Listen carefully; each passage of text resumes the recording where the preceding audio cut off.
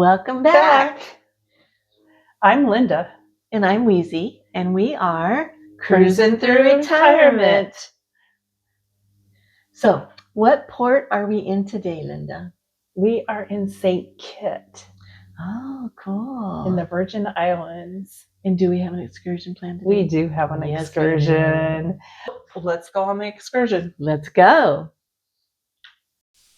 Imagine standing on a volcanic hilltop, the Caribbean Sea stretching endlessly around you, the wind carrying echoes of the past that shaped an entire region. This is Brimstone Hill Fortress, one of the most powerful reminders of colonial history in the West Indies, built over the course of a century. Brimstone Hill wasn't just engineered by the British, it was crafted by the hands of enslaved Africans, whose skill and strength carved stone into walls that still stand today. Every block, every archway, every rampart tells a story of a resilient conflict and ambition. Back in the 1600s and the 1700s, St. Kitt was one of the most valuable islands in the Caribbean. Sugar was the gold of its time, and whoever controlled St. Kitts controlled enormous wealth. That made this island and this hill one of the most fiercely contested places in the region. Perched 800 feet above the sea, Brimstone Hill became known as the Gibraltar of the West Indies. From up here, soldiers could spot enemy ships long before they reached shore.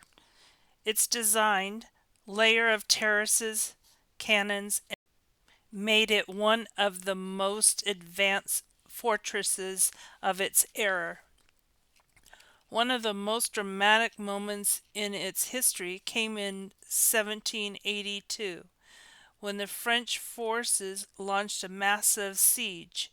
For a month, British defenders held out inside these walls, surrounded and outnumbered. Eventually, the fortress fell, but only temporarily. Just a year later, the Treaty of Paris returned St. Kitts to Britain, and the fortress was strengthened even further.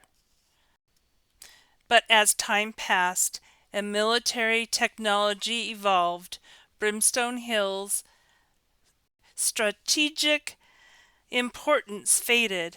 By the mid-1800s, it was abandoned, left to the elements, the vines, and the memories of the people who built and defended it.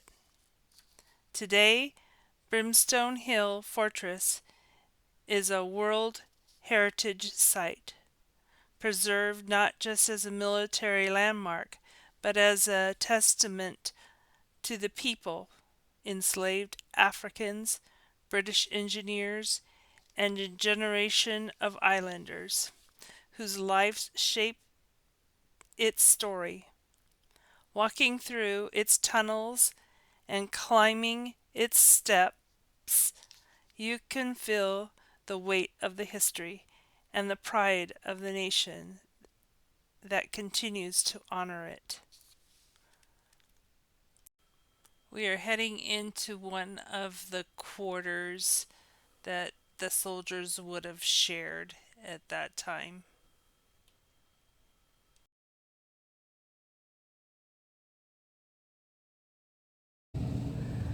Barracks room. Elements of a typical barracks room of the British garrison of the 18th century.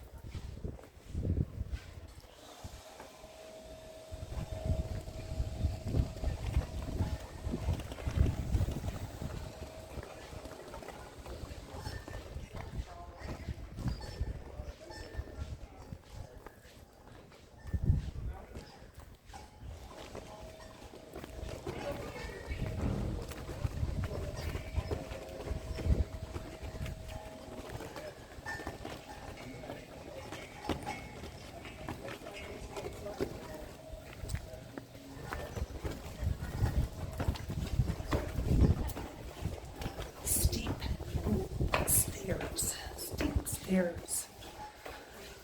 Ooh.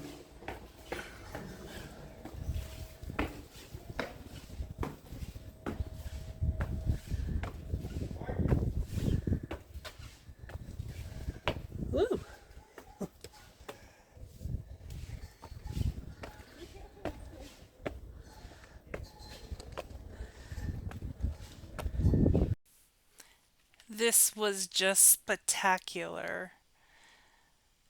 That all this is still standing to this day. And then all the cannons. Watch out for the center because there is no railing or anything. The cannons themselves had crest on them. Whoops, there goes it again. Don't go over the edge. So I'm trying to find a cannon that has a good view of the crest on it.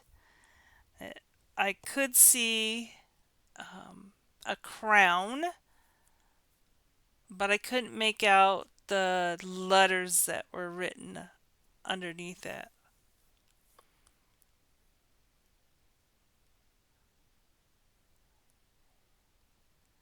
There's a plate on each one. See, and they're numbered. The cannons are all numbered as well. I think this cannon coming up is the one that I got the best picture of the crest on it. See the letters there and the crown up above it. But it was spectacular up here. Pretty windy though.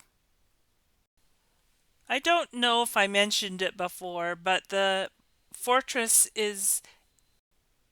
was created in the polygonal system, something that the British were doing. It's supposed to be the strongest fortress when using cannons. The fortress had a couple bells on it. Here's the first one. A warning bell. And look at this view. Brim Hill isn't just a fortress, it's a window into the Caribbean's past and monument to human endurance and one of the most breathtaking viewpoints you'll ever experience. That is where they used to keep the cannonballs. Now I'm heading up the steep stairs, narrow, up to the very top portion of this. It's all kind of scary without any kind of railing around. To know your whereabouts for sure when you were a soldier, because you could fall down into that center portion.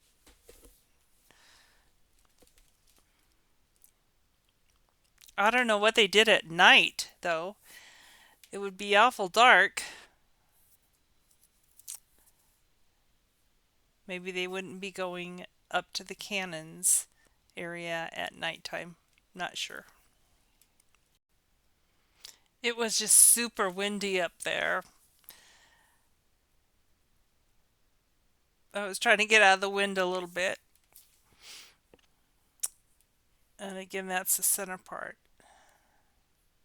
And it is just so spectacular to see the Caribbean Sea right there, and it's just gorgeous.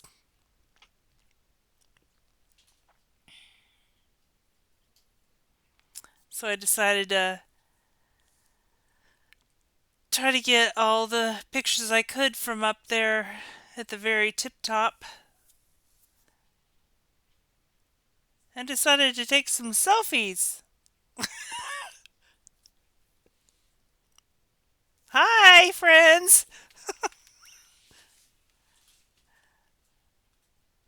See that lady behind me trying to go down those steep steps? That's what we do next. Here we go.